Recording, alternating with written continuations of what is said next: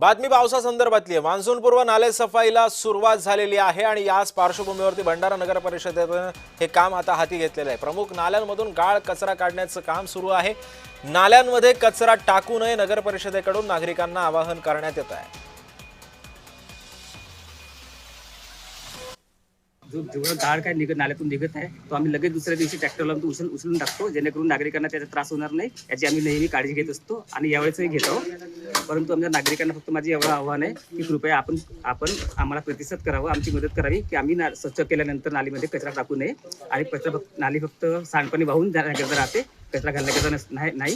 तेव्हा तर त्यांच्याकडून निघणारा कचरा घंटागाडी मार्फत बाहेर टाकवण्यात यावं। जवळजवळ 80% काम भंडारा शहरात मोठे नाले साफसफाई झालेलं आहे। त्यानंतर 20% आहे, हे 8-10 दिवसात पूर्ण होऊन जाईल। त्यानंतर नागरिकांना माझी एक अशी आव्हान आहे की त्यांनी प्लास्टिक कचरा आणि जो आहे तो नाल्यात टाकू नये, कृपया घंटागाडीत टाकावं।